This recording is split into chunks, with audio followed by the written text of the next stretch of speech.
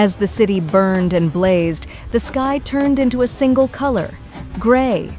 But that gray was not an ordinary gray. It was not the gray of night, nor the haze our eyes were used to seeing. It was the color of echoing sirens, cracking stones, rising screams, and trembling hearts. I am Doctor Mila.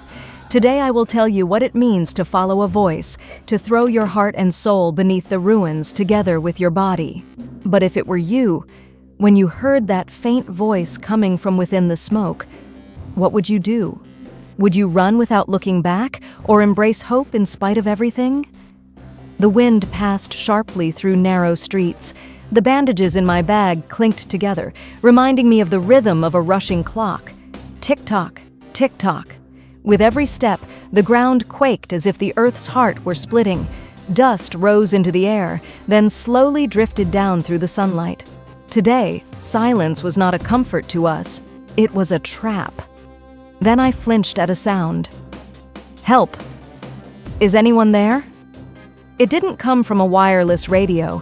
It was like hope itself seeking a way out from under the stones. Nearby, a building had collapsed, turned to dust like an emptied lung. The voice seeped through the crack in the wall, returning with each breath.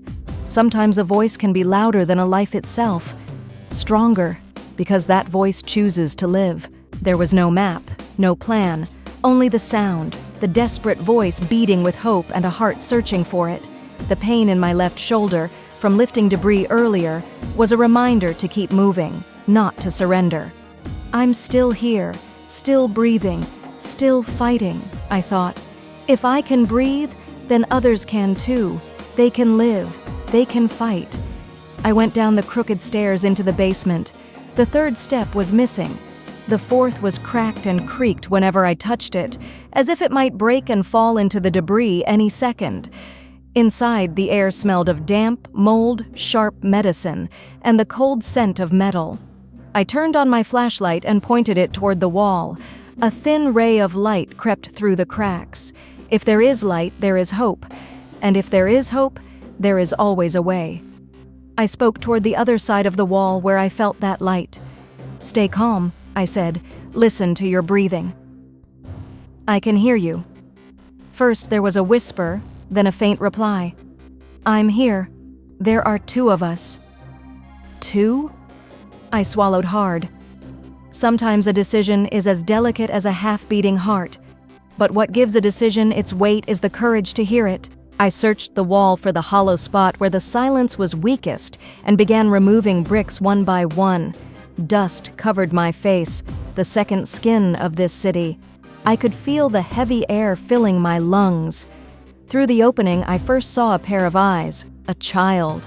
Next to him, in the shadow of a broken table, lay a wounded soldier, his uniform buried in darkness and dust.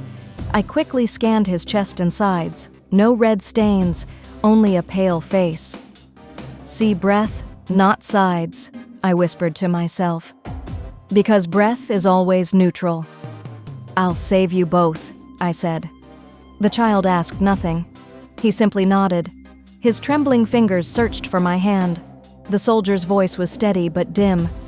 Don't worry about me, leave me, save the child. I'd heard that sentence many times, and my answer had always been the same. You're both breathing. That means both of you deserve to be saved. A stretcher, something like it, would have been a miracle to carry them down these stairs. I took off my coat, spread the thick fabric on the ground. Sometimes coats are not just for warmth, they help you survive. Gently, I pulled the soldier onto the coat. The child, small but brave like a sailor, gripped the edge of the fabric. Are you ready? I asked. I'm ready, he said. And those two words lit up our darkness. Just as we were about to move, a deep rumble came from above. A column slowly bent inward, as if the sky itself had kneeled. In that moment, only one thought rose in my heart and began to repeat over and over again. Not speed, rhythm, not panic.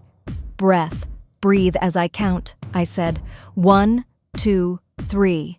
The child, as if conquering his fear and joining a game, began to count along. Rhythm overcomes fear, it grows courage. I started pulling the coat, The soldier groaned in pain, but quickly silenced himself. In that silence, there was greatness, a majestic dignity. The child did not let go of the edge of the coat. He stepped backward slowly, carefully. Even in the darkness, I could feel his hopeful gaze fixed on me.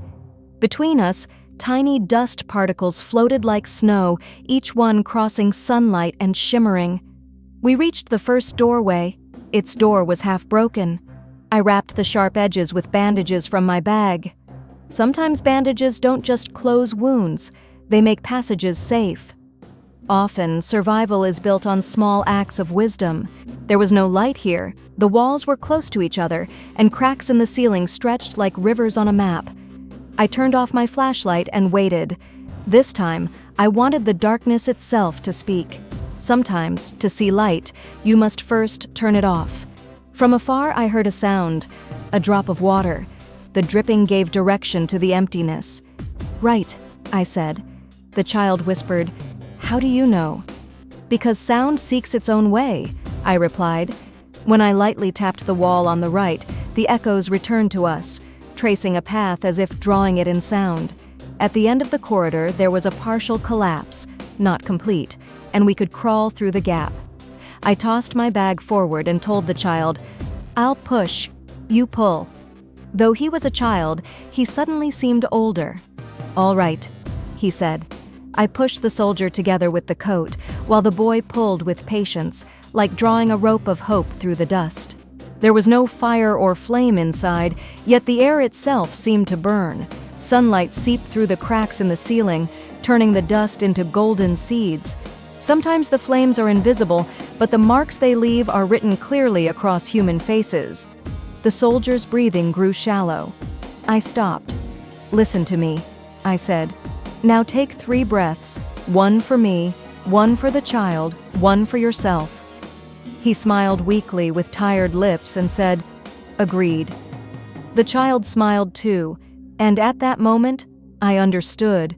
Saving someone isn't just about carrying a body or a thing, it's about sharing a rhythm, a heartbeat, even a fragment of hope.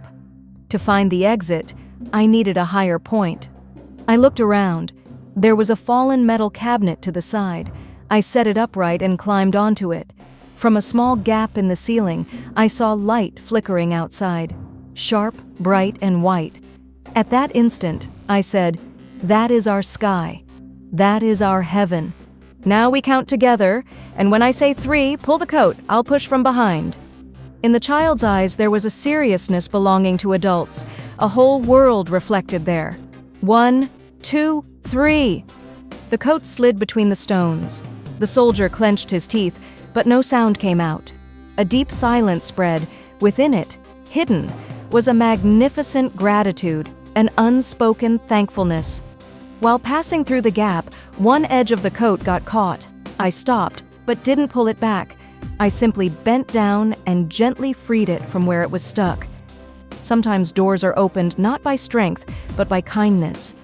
The narrow space amplified our breathing. I heard my breath, then the child's, then the soldier's. 3 breaths met in one rhythm, in one harmony, blending together. If you're watching this now, close your eyes, place your hand over your heart, and take 3 breaths. 1 for yourself, 1 for your loved ones, and 1 for someone you've never met. Finally, we reached the door at the end of the corridor, perhaps the edge of silence, or maybe the beginning of hope. The door resisted. It refused to open, proud and stubborn. The metal under my hand was cold, cold enough to remind me that outside, life still existed. Inside my mind, I whispered, "We are not doors. We are door openers." I turned the lock sideways. The handle slowly slipped free from the rust. Then I shook it lightly. Sometimes locks open only with patience. The door opened. Sunlight and warmth seeped inside. The day outside was not an enemy to the day within. It was its messenger. When the sunlight touched our faces, the silence suddenly felt like it had come home. The child stopped crying. The soldier closed his eyes, exhaled deeply, and took a breath that belonged to life again. Just beyond the threshold, amid the ruins, there was a broken bench. I sat the soldier there and placed the child beside me.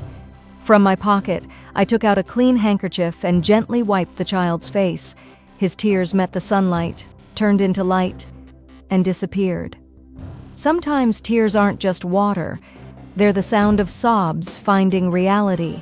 The soldier moved his lips with difficulty. "I'm from the other side," he said, as if he wanted to build an invisible wall of guilt between us. But I was determined to tear that wall down. I looked into his eyes and said, "The other side is made only of words, not of breath. If your breath is here, then your side is here too." The child looked at the soldier's hand and without hesitation reached out his tiny fingers toward it. That's where humanity begins, in the direction your hand chooses to reach. It was a magnificent sight. The color of the city seemed to dance between gray and gold. I love those two colors together because I believe they complete each other. One is the color of war, the other of hope. And you, which color do you see more clearly, gray or gold? Write it in the comments below because maybe your color will light someone else's darkness. From my bag, I took out a bottle of water. The three of us shared it. Water is a word that means we. The more we drank, the closer we felt. "What's your name?" I asked the child. "Dima," he said. "Dima," I repeated, because repeating a name is like tying it back to life again. Now we had to move toward a safe place. The path was still narrow, but we were no longer alone. The soldier was wrapped in my coat, and the child was in my arms. At every step, the ground moaned, the dust rose, and as we walked, I could feel the old heartbeats of the earth still pulsing beneath our feet. But the three of us, no matter what, moved in rhythm. It was as if we had turned that rhythm into music. Left, right, stop, breathe. Rhythm gives shape to the heart, and the heart gives shape to life. As we passed through the smoke, I lifted my head. In the sky, I saw an opening. Blue. To see blue amid all this smoke felt like a miracle. I showed it to the child. "Look, the sky?" He smiled. "I'll never forget that." We stopped at a crossroads. There were two paths, one short but narrow, the other wide and long. "Which one should we take?" I asked. The child said, "The short one." The soldier said, "The long one." And I whispered, "The safe one." Safe sometimes means long, sometimes short. Life isn't always a road. Sometimes it's the courage to turn back, the will to survive. But what is right always remains safe. When we reached the edge of the safe zone, the air felt lighter, but there was still a heaviness in my heart. The soldier's gaze trembled, his eyes filled with tears. In a faint voice, he asked, "Why?" "Because you are human," I said. "You breathe, and everything that breathes is a reason." The word human is deep, vast. It holds so much within. Dima squeezed my hand. "Will you write a letter to my mom?"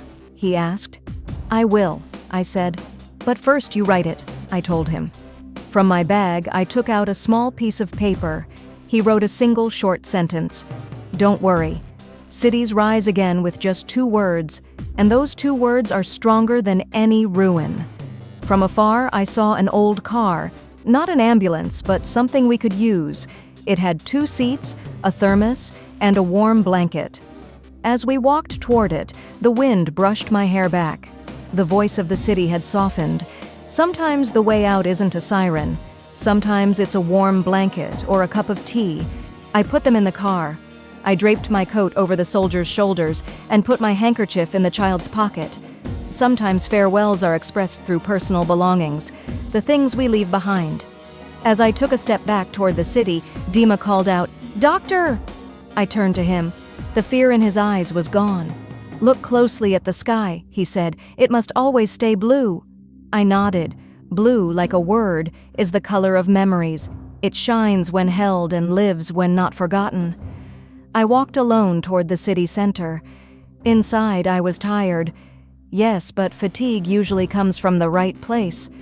Under my footsteps, I could still hear the rustle of the rescued voices.